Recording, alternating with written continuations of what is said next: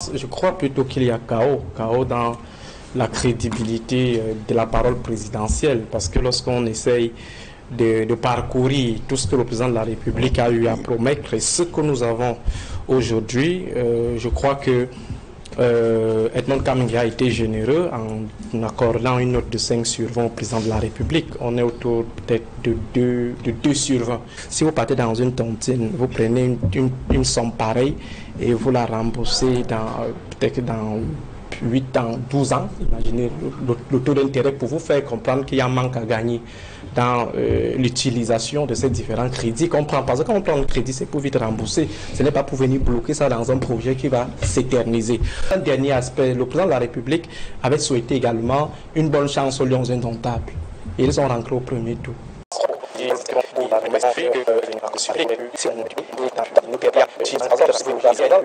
Je crois plutôt qu'il y a chaos dans la crédibilité de la parole présidentielle, parce que lorsqu'on essaye de parcourir tout ce que le président de la République a eu à promettre et ce que nous avons aujourd'hui, je crois que Edmond Kamingui a été généreux en accordant une note de 5 sur 20 au président de la République. On est autour peut-être de 2 sur 20. Et je vais vous prendre quelques éléments. Concernant le barrage de Nachtigal, la mise en service n'a pas encore eu lieu. Le ministre était le 12 décembre du côté de Batchenga. Il a promis la mise en service, parce qu'il ne faut pas confondre le test, on est en phase de rodage. La mise en service aura lieu, la nouvelle date c'est fin janvier. En fait, je reprends là les promesses du ministre en charge des délestages de l'électricité. Donc, il faut rappeler que ce barrage devait être opérationnel en 2021 dans un premier temps, et puis on a mis en 2023. Aujourd'hui, nous sommes en 2025. C'est un barrage qui a été lancé en 2017. Oui, je dis au départ, quand on a pensé le projet, ce projet de Nachtigal date de l'époque de Ahmad Ouahidjo, seulement ça n'avait pas été matérialisé. Et ça nous a consommé assez de milliards, lorsqu'on parle encore d'autres milliards en jeu. 786 milliards. Effectivement. Alors, si vous prenez 700, si vous partez dans une tontine, vous prenez une somme pareille et vous la remboursez peut-être dans 8 ans, 12 ans. Imaginez le taux d'intérêt pour vous faire comprendre qu'il y a un manque à gagner dans l'utilisation de ces différents crédits qu'on prend. Parce que quand on prend le crédit, c'est pour vite rembourser. Ce n'est pas pour venir bloquer ça dans un projet qui va s'éterniser. L'homme paga, on peut interroger les populations de Bétoua aujourd'hui. C'est un vieux projet. Dans mes fouilles, je me suis rendu compte que Monseigneur Cléda avait même conduit une manifestation lorsqu'il était à l'époque évêque de Batouri, pour demander à ce que la région soit alimentée en énergie électrique. Et je crois qu'aujourd'hui, s'il repart encore à Bétoua, il va organiser la même marche, parce que le problème n'a pas été résolu. Et c'est un vieux dossier aussi. 2012, c'était prévu être livré en 2016. Et après, on a parlé de 2019. Bon, bref, ce qui est là, c'est que Bétoua vit au rythme, par exemple, Bétoua que je connais, vit au rythme des délestages. Donc, rien n'a été fait.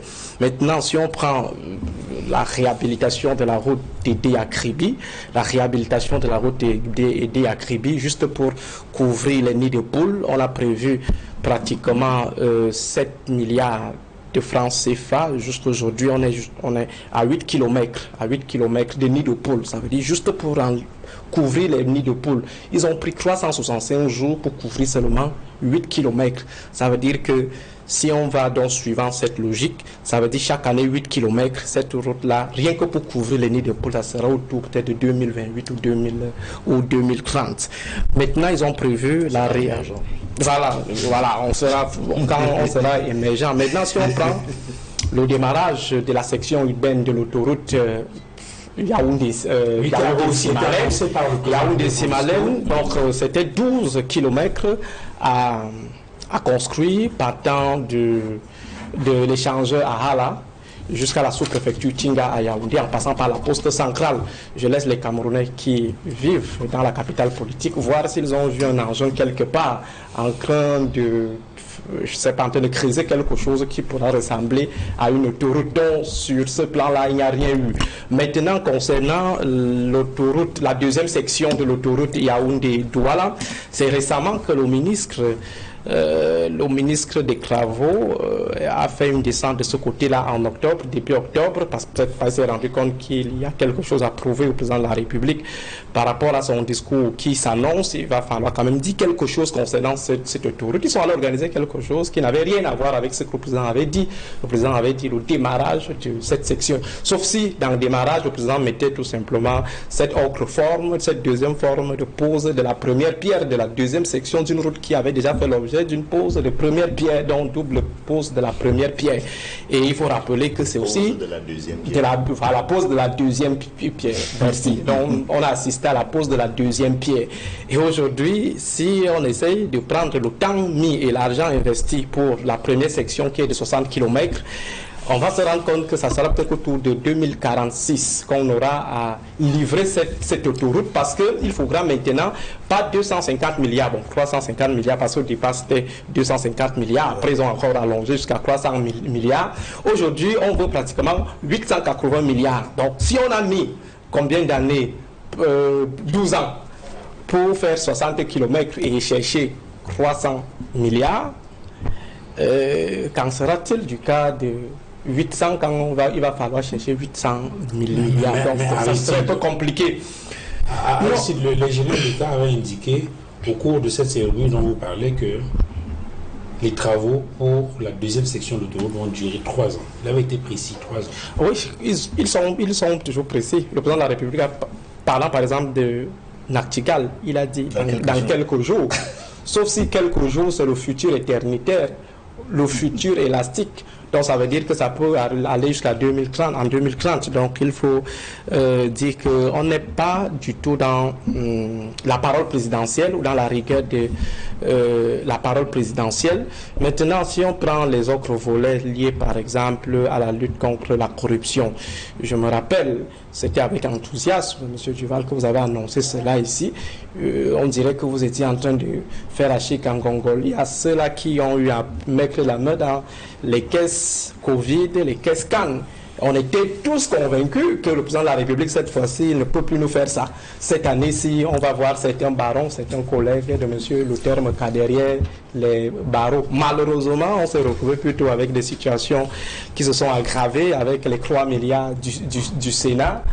Et voilà, tous les scandales Glencore, on a quand même fondé un petit espoir en Glencore, en pensant que ce qui allait venir du côté de Londres allait booster les gens de Yaoundé. Malheureusement,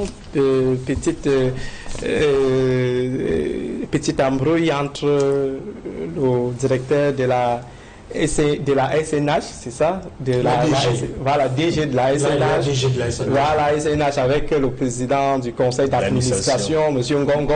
On a cru que c'était vraiment l'opportunité quand même de ne pas offrir un sangdam à Paul Biya concernant ces promesses de lutte contre la corruption. Maintenant, la rationalisation des dépenses publiques. Nous tous, nous avons parcouru pendant des semaines la loi des finances qui a été votée. On n'a pas vu quelque part une certaine envie de vouloir revoir à la baisse en fait le train de vie de l'État. On ne l'a pas vu. Au contraire, on se retrouve avec des situations complexes comme celle du remblayage des nids de poules sur la route de Akribi où ça va prendre pratiquement 7 milliards au Camerounais. Donc globalement, M. Duval, comme je l'ai dit tout à l'heure, le président de la République a échoué cette année à nouveau. Il va peut-être convoquer des prétextes, le régime prétextuel qui voudrait qu'à chaque fois, à chaque situation qui dépasse le système, qu'on trouve des boucs émissaires, un système de boucs émissérisation. L'année passée, dans son discours, il a accusé Israël, il a accusé l'Ukraine en disant que s'il n'avait pas engagé cette guerre, le Cameroun serait émergent. Si Israël n'avait pas aussi engagé sa part. Cette année, si je suis convaincu qu'il va en vouloir à Bachar al-Assad, pourquoi est-ce qu'il a encore créé les troubles? Donc il faut dire qu'en fait, tu vas on rien. Mais au fond, ça fait un peu mal. Parce qu'on se rend compte que les gars jouent avec la vie d'une nation, avec la vie des Camerounais en général. On a l'impression que des gens sont mis dans une situation de départ imminent. Et cette situation-là date d'avant 2011. où on était convaincu, après la vraie fausse mort ou la fausse vraie mort de Paul Biya annoncée par certains, il y a plusieurs apparatchiks qui se sont mis dans une situation de départ imminent. Ça veut dire, d'un moment alors qu'on peut partir, alors volons avant que la situation ne dégénère. Et vous voyez que la manière, le mode de fonctionnement n'est pas un mode qui sied à un gouvernement qui a des perspectives, à un gouvernement qui veut se projeter.